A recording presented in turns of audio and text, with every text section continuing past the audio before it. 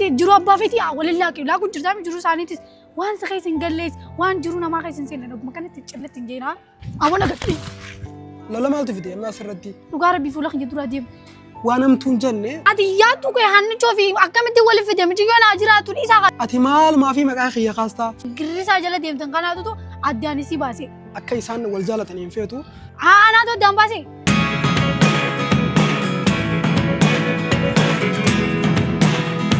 kabajamtootaa fi hordoftoota keenya akkam jirtan nagaa qabdanii hin jechuun barbaada. Har'a maaliif hin dhufe seeta? Dhimmaanichoo fi farreetiin wal qabsiiseetiin dhufe. Waa'een isaanii kun yoo ni dhiisneennees nama dhiisisu. Ni dhiisneenneetuma baqa toobannee kun naa ittuma deebina. Because farreen anaaf hiriyaadha. Kanaaf dhimmi isaa nan dhiisisu. Namni hundinuu nama mormuu qaba. Amma fakkeenyaaf Arseemaanis Anijoo mormiti. Akka mormituutti Anichoon Arseemaa qabdi. Samiirii fi Maamileen akkasuma ጓደኛ tura waan ta'eef isaan lamaanuu akka saayibaniiti san malee ammaas akka namaaf waliif tumsu takkatti ana qofa gaa namni naa tumsu kan hin jirre dhugaa dubbachuudhaaf anaaf isuusii qofa bakka namni tumsuuf hin jirre har'a wanti hin dhufee fi dhimma farreetiif Anichoo kanarratti Arseemaa maal jetti yoo kam goone madaan isaanii kun qoruu danda'a kan Anichoo barbaaneeti beeta saniifin Arseemaa dubbisuu barbaada kana dura fiidiyoo isiniif waraabeetiin ture fiidiyoo maamee jechuudha. Fiidiyoo maamee yaamee dubbisa irratti isin gadhiisan ture. Sababa isaa irratti egaa maameelleen fiidiyoo maa gadhiisa jee nadda walu jira. Fiidiyoo san kaasin hojii jira. Ani immoo waan amtuun jenne waan hin kaasuuf hin qabu. Fiidiyoo kana hin kaasuun jechaa jiraani. Yoo ati fiidiyoo kana hin kaasne waan si godhu naaf beekaa jee naaf tashachuu jira. Maal kana godhu anis hin beeku. Waan nan gootuun jechaa jiraan. Wanni an gadhiise fiidiyoo dhugaa waan ta'eef wanni na gootuun jirtuun jechaa ture. Ganama kaalee dawwalaa ture. Ammallee osoo fiidiyoon waraabin dura nadda walaa jiraate eegaan fiidiyoo san gadhiise irraa hafuura baafachaan jiru jechuudha. Ati maal maafii maqaa kiyya kaastaa fiidiyoon gad hin dhiisin jee maaliif gadhiisaa jeeti natti iyyaa jira.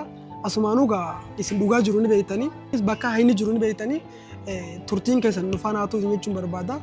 Waan taa'as nu hojii taa'aa turtanii waa hundaa nu hojii ilaalaa turtanii eenyu akka hamaa eenyu akka gaarii eenyu akka badii qabu eenyu akka badii hin qabne eenyu akka eenyu tumsu jiru eenyu akka eenyu tumsu hin jirres nu ilaalaa turtanii jechuudha. Kanaaf haqa jiru dhugaa jiru ni beektanii yoo ani har'a maamii waan godhellee yoo akka carraa ta'e na dheellee jechuun ilmi namaa hin beekamu asumaan nafaana turaatiin jechuu barbaada akka sagalee nyaataa isin jechuu barbaada. Yoo waan takka illee na godhe jechuudha. Ilmi namaa hin beekamu waan ta'eef kana isin jechuu barbaade. Akka garuu waan takka nan goone ani abdii irraa qaba. Ani ijoollee miti isaa gadi hin jiru. Kanaaf isin jechuu barbaada. Har'a ganda Arseemaa keessan jira. Arseemaa ganda isaanii dhaqeetiin mana dubbisuudhaaf jechuudha. Arseemaanis amma duraas walillee turre achumaanuu dhiifamaan gaafadha jeetiin dhufe.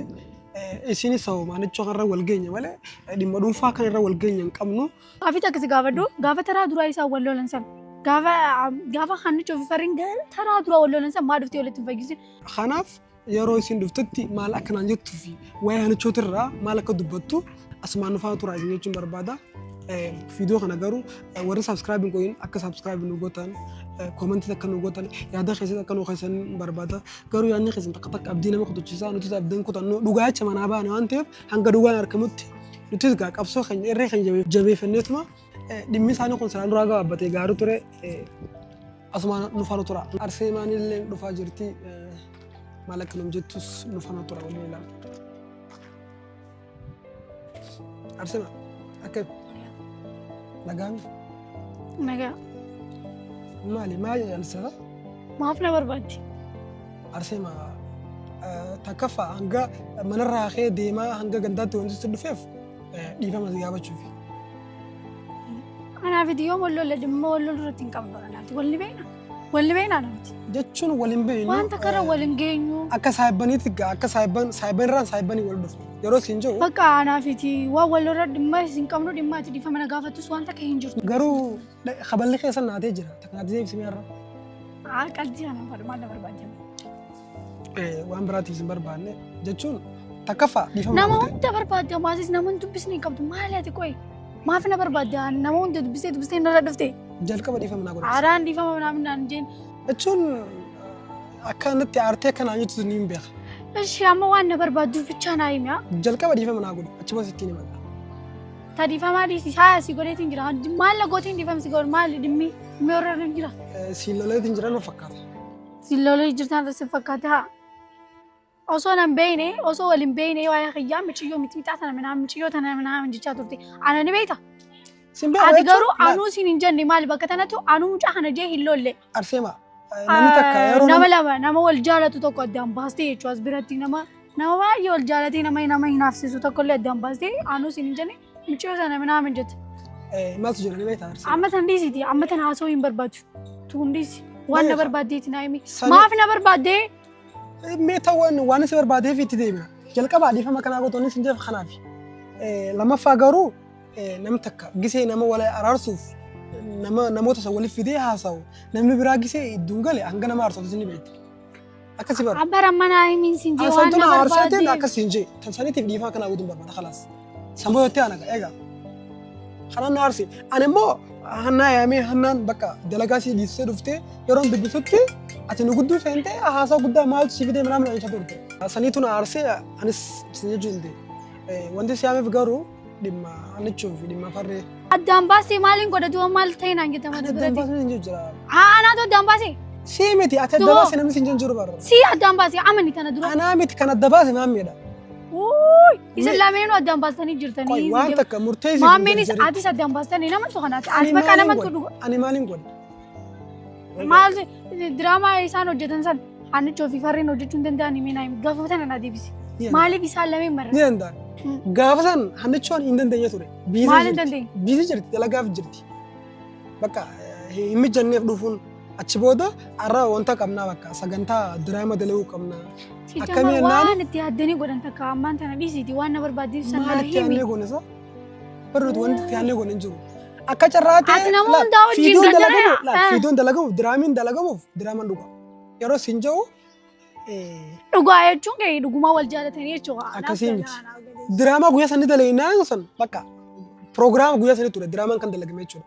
Si galee piroogiraama isa irratti immoo bakka diraamaa sana eenyu katabe? Ana katabe. Bakka eenyu duba? Maaltu? Eenyu addaan baasee duba? Diraamaan katabamee dalagamuu fi adda baasuun barbaada ba. Ishee amma maaliin si godhan maal irraa barbaadu? Ammoonni wanni naa gootu waan biraatii miti. Bakka Samiir hanichoon jaalatanii beektu. Akkasii bara. Kanaaf bakka hanichoon akka saayibaa takkatti dubbisiini jaala Samiir akka eegaltu biraa godhu. Ammaan tana hanichoon as biratti jechuudha. Jaalala jaamuu hin barbaachisu ishee waan takka hin barbaachisu. Nagaan haa jiraatu mucayyoo dhiisaa bakka. Isee fayyadee deebisee walittiin si fayyisee ittaan. Ammaasis Sudaan sabira dheeteeti walittiin si araarsee ittaan. Maali ati koyi namatti taphachuu jirta moo maali dhugaarra? Taphaa miti amma amma hannichoon jaalala minaaminii takka hin barbaachisu bakka hin feetu bakka isin nama goddaame tokko nama na rifachiisu tokko bakka. Samiir miidhamu jiraami. Annan aarsiin ammaan tana Samiir minaamin naan hin jeen. Haroo maaltu jiisas keessatti ati yeroo hundanuma lolta Sima. Ana akka saayibaa isii takkatti siyaasatti jira. Isin saayibii ati koyi akkamiin yaaddana ayyaattu ati obboleettiin hin qabdu. Hin qaba malee. Duuba oomishootaan jaalallee lubbirra jaallattu ifirra jaallattu dhabdee ammaan tana gwaddanyaan isaa. Sawwaddi sanii moo anta bire dabare gaafa? Dabaree ishii dabaree jira ammaan tana tu akkuma baatetti jaalalatti hin seentu jaalalli si kadhugaati. Samiireen kun isin yaachisu. Kadhugaati. No Samiireen isin yaachisu. Mucaan kun ishee kana miidhamu jira. Hannichoon waa'ee tana keessa hin jirtuun jeera mana miidhame tokko nama bakka nama miskiina tokko ni beektaa. Nama miskiina tokko nama gwaddanyaan isii geeleen isii kajattu fireendii isii arraa fudhate miskiina tokko nama garuu namni hin galuuf. Annaaf galoonni hundinuu. Maaltu si gala isaati? Bara akka jaalatu jirtu ni beekama. Gaafi takka si gaafadhu gaafa taraa duraa isaa wal lolan san gaafa hannichoo fi farriin taraa duraa wal lolan san maa dhuftee walitti fayyisin. Ogututti dhuftee wal fayyisuu ni dandeessa ture garuu suma addaan baasee wanni joofta. Dalagaa dhuunfaan qabaami. Zeeroo takka dhuftee isaan wal fayyisuutu jara dalagaa sirra jira. Ancuufni tufaame takka hin deebu. Atanaafuu farree fi hannaa walitti hin deebiin jiru. Sanni agartaati. Ati maali akka farree fi hannaa wal dhufan gargaaru jirta? Ni gargaaramaa. Kun hin ta'u bara. Godhee si agarsiisu? Kun hin ta'u bara. Aggusan ati maamii deeggartaa jechuudha bara yoo akkas ta'e. Egaa aggusan maamii deeggartaa jechuudha. Maammeenii fi dubbii laaqeetti hannaa fi farree wal deebuu qabanii jira. Ammas michoota miidhama sanii deebisuu barbaada. Kun ammaan ta'u. Ammaan tana hannichootti maammeen ni taphachuu jira isitti bakka jiru meesii taphachuu jiran siin deebisee jeetii. Maammeen taphachuu isaa bara jalqabumaa ililli gaafa kana taphatee bara maammeen. Bakka isinuma jaluma isina kana girrisaa jala deemtan kanaatu addaan isii baase. Amma wanni dabare. Addaan baasanii jirtan bakka. Amma wanni dabare maal la barbaaddi safarii. Wanti si barbaadeef bakka akka geelota akkaatti akka hiriyyaa hin godhu hannichoon ziyaatanatti jaalala hin barbaachisu. Yoo hin godhu haa bakka maaliif nama goddaame kana Akkam jaalala keessa. Samirii miti bara. Faraani malee. Jaalala bakka ani isin jaalala dhugaa garaa keessaa qabdi guutuu akka tindisu. Isa tokko garaa gubbaa qaba innis ni jaalata bara.